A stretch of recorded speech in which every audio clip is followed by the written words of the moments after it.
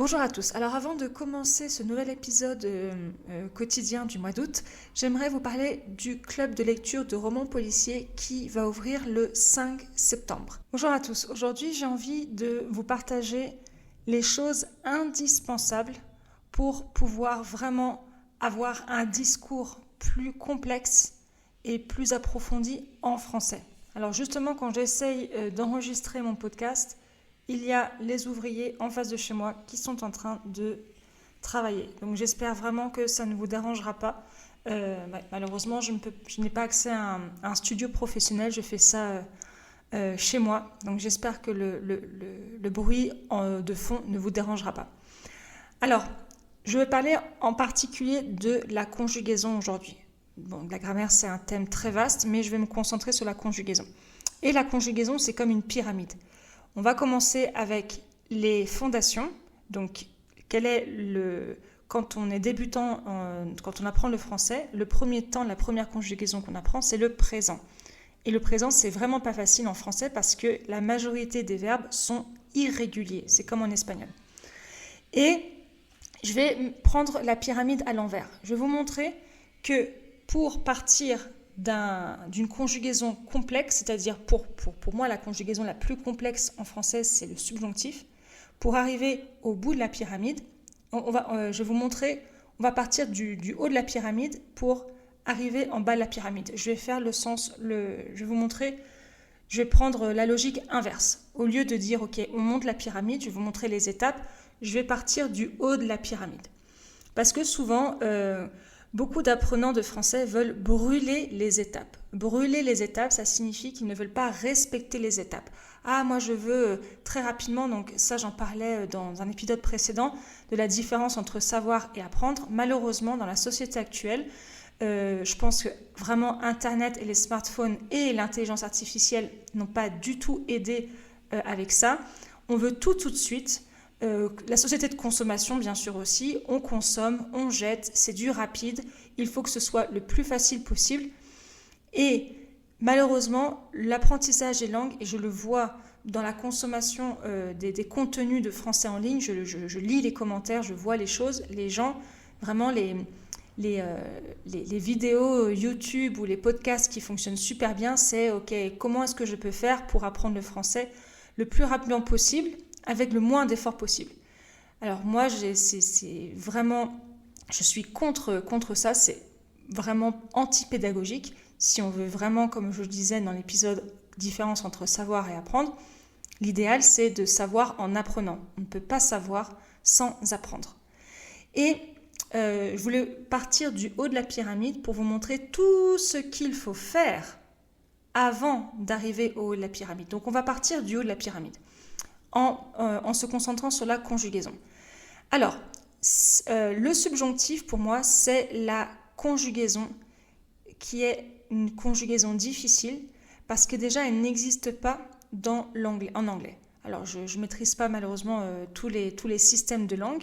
Ça existe en portugais, ça existe dans les langues latines, ça existe en espagnol, mais je sais qu'en anglais, ça n'existe pas. Et c'est très difficile pour mes apprenants anglophones de savoir maîtriser le subjonctif.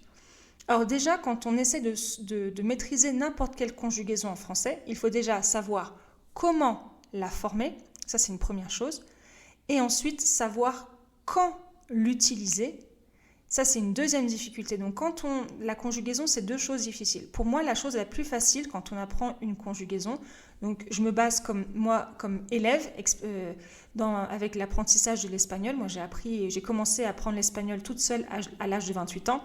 Mais par contre, j'étais aidée parce que j'étais en immersion. J'habitais au Mexique quand j'ai commencé à apprendre l'espagnol. Et ce que je faisais, et pour moi le plus facile, c'est la conjugaison. L'étape la plus facile, c'est d'apprendre. Pourquoi ? Parce que c'est répétitif. La conjugaison n'a pas forcément besoin de réfléchir. Par contre, ce qui est très difficile en conjugaison, c'est de savoir à quel moment, quand l'utiliser, dans quel contexte, et aussi à l'oral. Ça, c'est la partie la plus difficile. Et c'est pour ça aussi qu'il y a beaucoup d'élèves qui se cachent. Je me rappelle, il y avait une personne qui m'avait contactée pour prendre un cours particulier avec moi. Elle avait juste pris un cours d'essai. Et cette personne avait vraiment une très bonne grammaire et une très bonne conjugaison.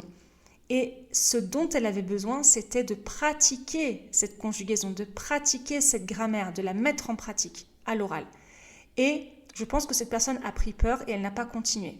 Et elle m'a dit, oui, après ce cours, j'ai réalisé toutes les lacunes que j'ai en grammaire et je veux, avant de reprendre des cours avec vous, je veux vraiment travailler cette grammaire. Et non, c'était pas ça. Cette personne avait vraiment besoin de l'immersion, elle avait vraiment besoin de mettre en pratique toutes les choses qu'elle savait déjà. Mais je pense que cette personne a pris vraiment peur, elle ne s'est peut-être pas sentie capable de s'investir à 100% dans son apprentissage du français. Donc, je reviens à ce que je disais. Le subjonctif est une conjugaison complexe parce qu'elle n'existe pas en anglais. Et il faut savoir avec quel verbe, donc il y a les verbes objectifs, les verbes subjectifs, il y a des verbes objectifs à la négation. Tout ça, il faut le savoir. Donc, c'est déjà compliqué. Il y a aussi les concepts. Pourquoi est-ce qu'on va utiliser le subjonctif? Ah bah ça c'est l'obligation, ah bah tiens ça c'est le jugement, ça c'est une appréciation, ça c'est difficile. Et ensuite la deuxième partie, pour pouvoir comment former le subjonctif, il faut connaître son présent de l'indicatif. Pourquoi? Parce que quand on prend le subjonctif présent, quand on veut le conjuguer, la base, donc le radical, la base du subjonctif, c'est la conjugaison de il pluriel au présent. Donc, si vous ne connaissez pas bien votre présent de l'indicatif, vous ne pourrez jamais arriver au bout de la pyramide. Donc, vous voyez un peu la différence. La base de la pyramide, c'est le présent de l'indicatif. Pour arriver au haut de la pyramide, donc arriver à la conjugaison la plus complexe, c'est le subjonctif. Mais pour pouvoir arriver au haut de la pyramide, il faut déjà que vous ayez une base solide, qui est le présent de l'indicatif.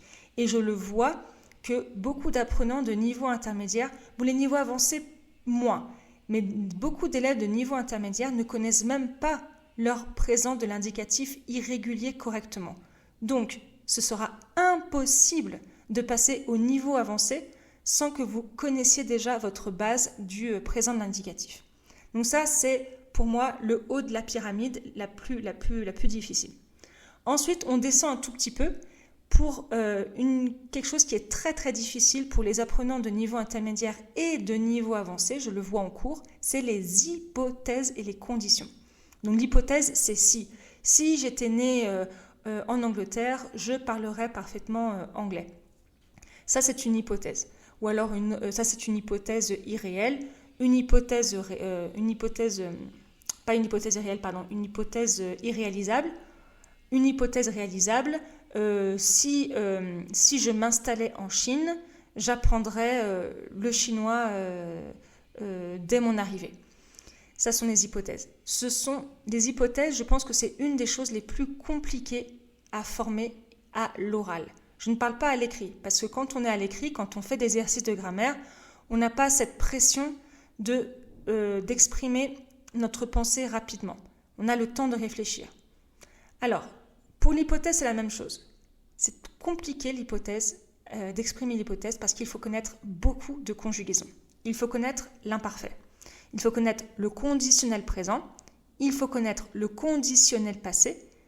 Et il faut connaître le plus que parfait. Ce sont 4 conjugaisons à connaître.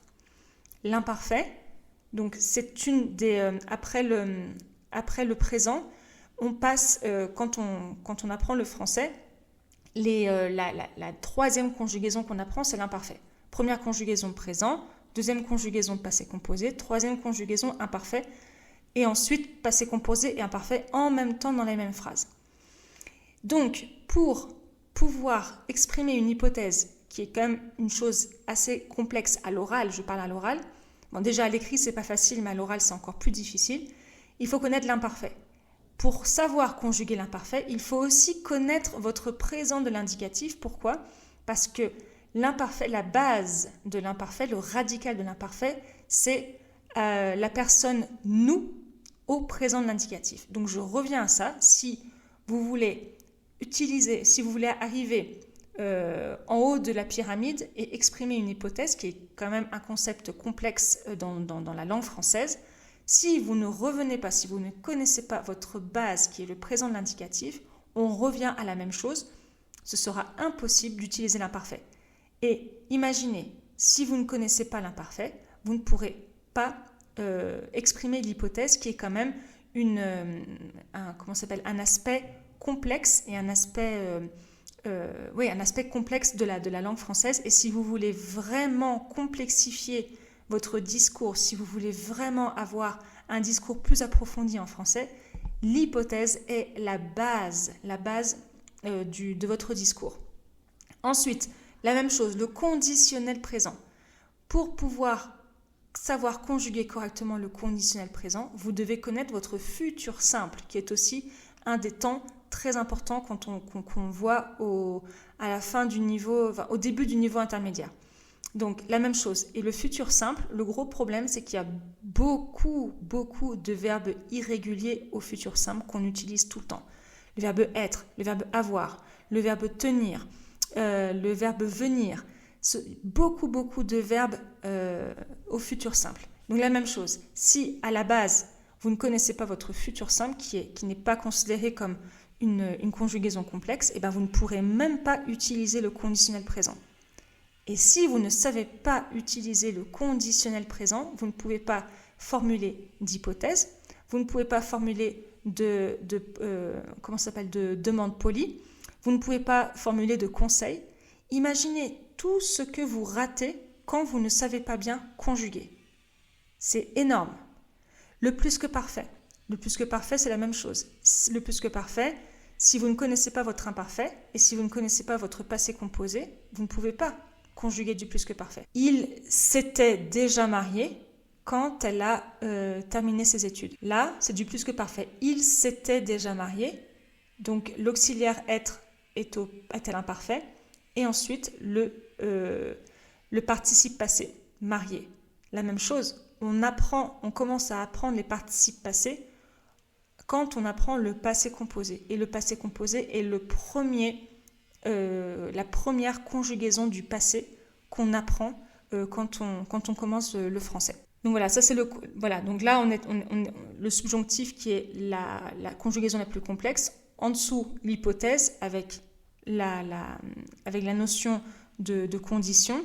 Ensuite, plus en bas de la pyramide, on passe au temps de l'indicatif. Donc l'indicatif, c'est le réel. Donc là, c'est très important.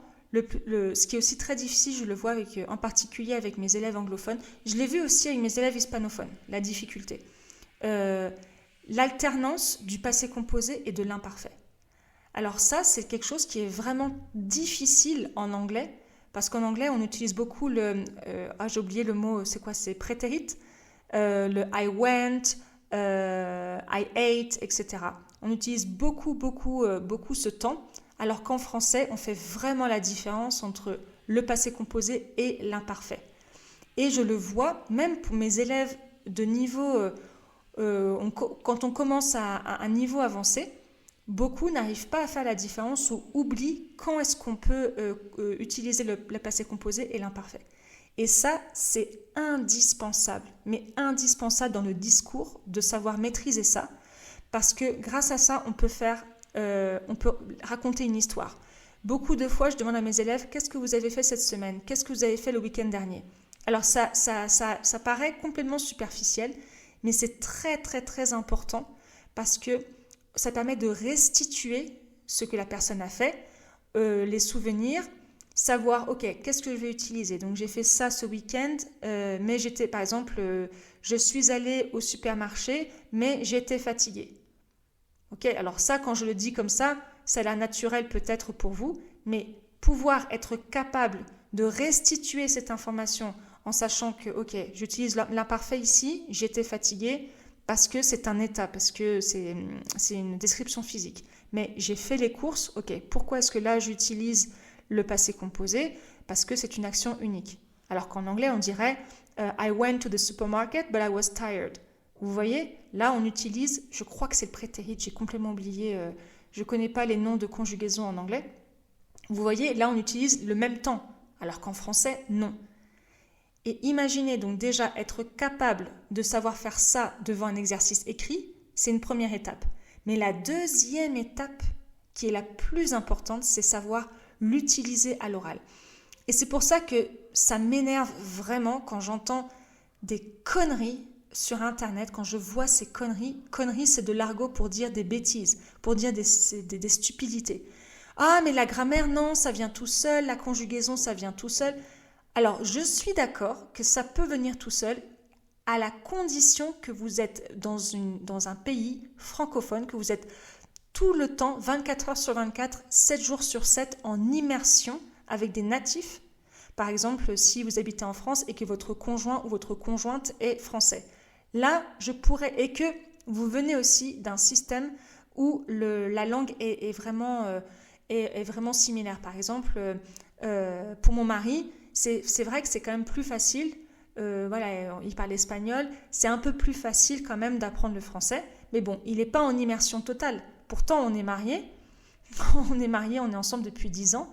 Et ça reste quand même compliqué. Je suis obligée, mon mari, je lui ai donné des cours de conjugaison pour qu'il puisse comprendre. Parce que ce n'était pas intuitif. Et c'est encore moins intuitif, je le vois aussi pour les personnes qui ne connaissent pas la grammaire de leur propre langue maternelle. C'est beaucoup plus facile. J'ai une élève qui était ancienne prof d'espagnol pour les adolescents aux États-Unis. Mais on parle le même langage quand on parle de grammaire. C'est beaucoup plus rapide, c'est normal. On a le même vocabulaire, le même jargon. Si moi, demain, quelqu'un m'explique en français un problème de mathématiques, mais je vais être complètement perdue parce qu'on ne parle pas du tout le même jargon. Donc, pour les personnes qui n'ont pas eu l'opportunité, qui ne connaissent pas leur système de langue maternelle, sans grammaire explicite et sans être en immersion totale, et en plus avec une langue qui n'est pas du tout qui ne vient pas du même système de langue, qui ne vient pas du latin, donc c'est impossible. Moi je pense, c'est pas possible par exemple un japonais puisse apprendre le français sans cours, sans immersion. Alors peut-être des exercices de grammaire, ok, mais la grammaire et la conjugaison ne servent strictement à rien si on ne la pratique pas à l'oral. Une langue doit être vivante. Je ne parle pas du latin et du grec, ça c'est on appelle ça des langues mortes. Mais le français est une langue vivante. On peut l'apprendre pour plein d'objectifs différents. Les objectifs en général que je vois, des personnes qui viennent vers moi, beaucoup l'apprennent pour le plaisir, mais aussi beaucoup l'apprennent parce qu'ils en ont besoin pour leur futur professionnel, pour leur profession. Aussi, beaucoup veulent maîtriser le français parce qu'ils vont très souvent en vacances et ils ont vraiment envie de pouvoir vivre à 100% l'expérience en France à travers la langue. Et avec les natifs et pouvoir mieux comprendre la culture française, les habitudes, etc. Donc ça, c'est vraiment les gens qui prennent des cours avec moi. C'est 3 choses principales. Le plaisir, ensuite parce qu'à un moment donné, ils vont aller en France en vacances ou parce qu'ils en ont besoin pour leur carrière professionnelle. Donc, la grammaire ne sert strictement à rien si vous ne la pratiquez pas à l'oral. Ça, c'est une évidence. Donc, la grammaire ne sert à rien s'il n'y a pas de mise en pratique. Et je vois quand même qu'il y a beaucoup de gens qui se donnent bonne conscience. Alors, là, je te fais un examen de conscience. Est-ce que par hasard, toi, tu n'utilises pas Duolingo? Alors, j'entends beaucoup Duolingo. Mais est-ce que tu n'utilises pas Duolingo aussi pour te donner bonne conscience?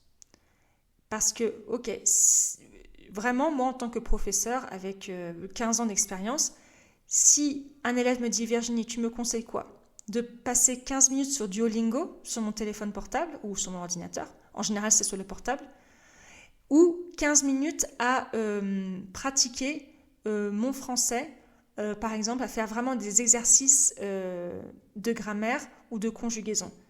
Mais pour moi, c'est évident. Je dirais, passe 15 minutes à écrire, parce que l'écriture est très puissante dans l'apprentissage. Écrire est très, très important pour la mémorisation.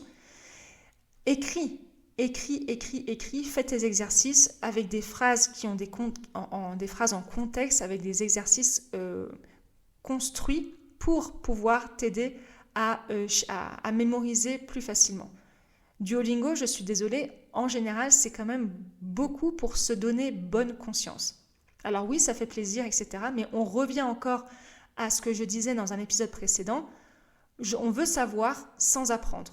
On se donne bonne conscience parce qu'on n'a pas forcément envie d'approfondir, parce qu'on n'a pas le temps, etc. Vraiment, là, c'est vraiment là, je te pose la question, est-ce que si toi, tu es un adepte de Duolingo, est-ce que tu ne te caches pas derrière Duolingo pour te donner bonne conscience? Je te dis, je pense que pour certaines personnes, ce n'est pas forcément une évidence. On ne pourra jamais apprendre une langue seulement en utilisant Duolingo 15 minutes sur son canapé le soir. Non. Alors, effectivement, ça peut être bien si on veut se détendre, mais on ne peut pas prendre Duolingo comme un apprentissage actif. Moi, je le vois vraiment comme un apprentissage passif. C'est impossible de parler correctement, d'être fluide en français sans pratique. Et là, sans pratique orale. C'est comme le sport. C'est pas possible. C'est pour ça que je ne comprends pas. Il y a un mythe autour des langues étrangères, de l'apprentissage des langues étrangères. Et j'en parlais avec ma collègue Amélie. On sait tous que pour perdre du poids ou pour avoir plus de force, il faut faire du sport. Demain, c'est pas en mangeant pendant 3 semaines tous les jours des pains au chocolat que je vais me dire c'est bizarre, j'ai pris du poids et puis j'ai perdu de la force musculaire. C'est une évidence. Pourquoi? Parce que t'as pas fait de sport et parce que t'as mal mangé. Parce que les pains au chocolat, c'est que du beurre. Il n'y a rien de nutritif là-dedans. Par contre, pour les langues, il y a encore ce mythe du « je ne fais rien ». Enfin, je ne fais rien. Je fais le minimum. J'apprends de manière très passive, mais j'arrive pas à parler. Je comprends pas. Je le vois dans mes cours. J'ai des élèves qui viennent vers moi, donc j'ai des élèves de tout niveau, débutants, intermédiaires, avancés. J'ai plus d'élèves de niveau intermédiaire avancé, je pense aussi parce que le podcast que j'offre sont pour les intermédiaires avancés. Et je le vois, il y a des élèves qui arrivent et qui ont déjà un bon niveau, mais il leur manque de structure. Et la structure, c'est donner des devoirs vraiment bien précis, avec des objectifs bien précis au niveau de la grammaire, de la conjugaison. Et pour les élèves qui n'ont pas forcément besoin de pratiquer la grammaire ou la conjugaison parce qu'ils ont déjà une bonne structure, ce qu'on fait, c'est qu'on travaille énormément la conversation. Et par contre, ce que je demande toujours, et c'est ce que font en général tous mes élèves, ils travaillent, ils pratiquent en dehors des cours. Le cours particulier apporte une structure, apporte ce moment d'immersion que la majorité des apprenants de français n'ont pas. Donc l'immersion, c'est vivre dans un pays étranger, ou alors un bon moyen d'être en immersion, c'est d'avoir un conjoint ou une conjointe qui parle français. Voilà, ça, ce sont 2 types d'immersion. Au travail aussi, on peut avoir quand même de l'immersion, en particulier, je pense aux gens qui habitent au Québec ou dans un pays francophone. Mais ce moment d'immersion est le seul moment en général pour mes élèves avec moi quand ils se connectent pendant la semaine. C'est 1 heure par semaine, c'est 1 heure avec Virginie où on va parler uniquement français. Donc si tu veux pouvoir parler français de manière fluide, avec plus de confiance et aussi beaucoup plus de structure, envoie-moi un message à hello@ewimonline.com. À demain pour un nouvel épisode.